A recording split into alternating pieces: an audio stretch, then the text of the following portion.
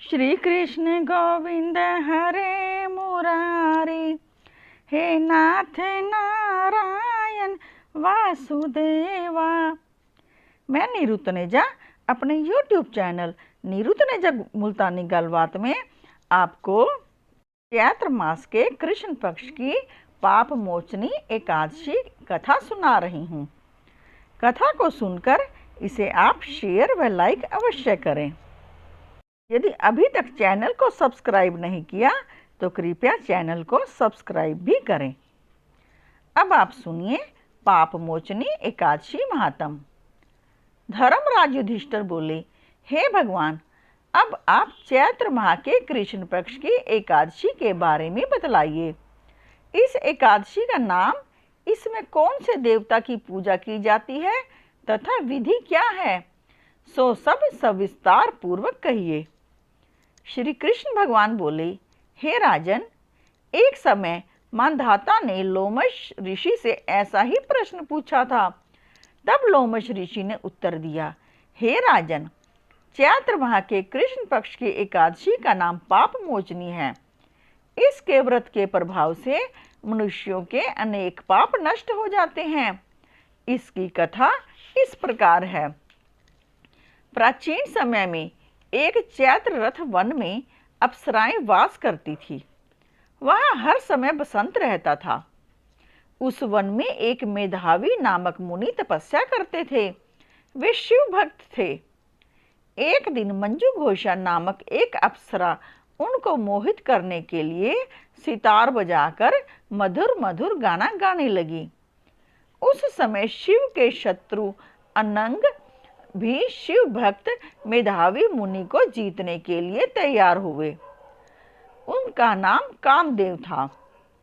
कामदेव ने उस सुंदर अप्सरा के भू को धनुष बनाया, कटाक्ष को उसकी प्रत्यंचा, उसके नेत्रों को उसने संकेत बनाया और कुचों को कुरी बनाया। उस मंजू घोषा अप्सरा को सेनापति बनाया। इस तरह कामदेव अपने शत्रु भक्त को जीतने को तैयार हुए। इस समय मेधावी मुनि भी युवा तथा हष्टपुष्ट थे। उन्होंने यज्ञोपवीत तथा दंड धारण कर रखा था। उन मुनि को देखकर मंजू घोषा ने धीरे धीरे मधुर वाणी से वीणा पर गाना शुरू किया। मेधावी मुनि भी मंजू घोषा के मधुर गान पर तथा उसके सौंदर्य पर मोहित हो गए। वह अप्सरा उन मुनि को कामदेव से पीड़ित जानकर आलिंगन करने लगी। वह मुनि उसके सौंदर्य पर मोहित होकर शिव रहस्य को भूल गए और काम के वशीभूत होने के कारण उन्हें दिन रात्रि का कुछ भी ध्यान ना रहा। एक दिन मंजू घोषा उन मुनि से बोली, हे मुनि, अब मुझे बहुत समय हो गया है, स्वर्ग जाने की आज्ञा दीजिए।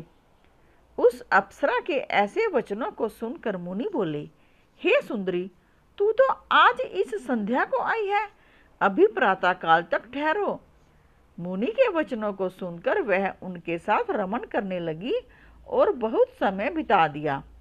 फिर उसने मुनि से कहा, हे मुनिदेव, अब आप मुझे स्वर्ग को जाने की आज्ञा दीजिए। मुनि बोले, अरे, अभी तो कुछ भी समय नहीं हुआ है, अभी कुछ और देर ठहर। इस पर वह अप्सरा बोली, हे मुनि, आपकी रात्रि तो बहुत लंबी है।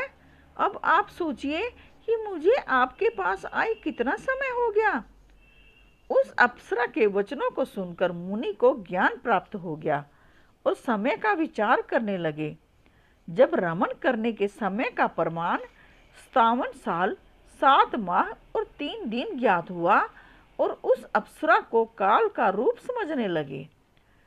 वह विकट क्रोधित हुए और तप नाश करने वाली अप्सरा की तरफ देखने लगे। उनके अधर कांपने लगे और इंद्रियां व्याकुल होने लगी। वह मुनि उस अप्सरा से बोले, हे दुष्ट, मेरे तप को नष्ट करने वाली, तू अब मेरे श्राप से पिशाचनी हो जा। तू महान पापिनी और दुराचारणी है, तुझे धिक्कार है। उस मुनि के श्राप से वह पिशाचनी हो गई। तब वह बोली, हे मुनि, अब मुझ पर क्रोध को त्याग कर प्रसन्न हो जाओ और इस शाप को निवारण कीजिए। तब मुनि को कुछ शांति मिली और पिशाचिनी से बोले, रे दुष्टा, मैं तुझे शाप से छूटने का उपाय भी बतलाता हूँ। चैत्र माह के कृष्ण पक्ष की जो एकादशी है उसका नाम पाप मोचनी है। उस एकादशी का व्रत करने से तेरी पिशाचनी की देह छूट जाएगी। इस प्रकार मुनि ने उसको समस्त विधि आदि बतला दी और अपने पिता च्यवन ऋषि के पास गए। च्यवन ऋषि अपने पुत्र को देखकर बोले, रे पुत्र, तूने यह क्या किया? तेरे समस्त तप नष्ट हो गए हैं। मेधावी बोले, हे पिताजी, मैंने बहुत बड़ा पाप किया है, आप उसके छूटने का कोई उपाय बतलाइए। च्यवन ऋषि बोले, हे तात, तुम चैत्र माह के कृष्ण पक्ष की पाप मोचनी नाम की एकादशी का विधि तथा भक्ति पूर्वक व्रत करो। उनके वचनों को सुनकर मेधावी ऋषि ने पाप मोचनी एकादशी का विधि पूर्वक उपवास किया। उसके प्रभाव से उनके समस्त पाप नष्ट हो गए। मंजू घोषा अप्सरा भी पाप मोचनी एकादशी का व्रत करने से पिशाचनी की देह से छूट गई और सुंदर रूप धारण करके स्वर्गलोक को चली गई। लोमश ऋषि बोले, हे राजन, इस पाप मोचनी एकादशी के प्रभाव से समस्त पाप नष्ट हो जाते हैं। इस एकादशी कथा के श्रवण व पढ़ने से 1000 गोदान करने का फल मिलता है। इस व्रत के करने से ब्रह्म हत्या करने वाले, अगंबा गमन करने वाले आदि के पाप नष्ट हो जाते हैं और अंत में स्वर्ग को जाते हैं।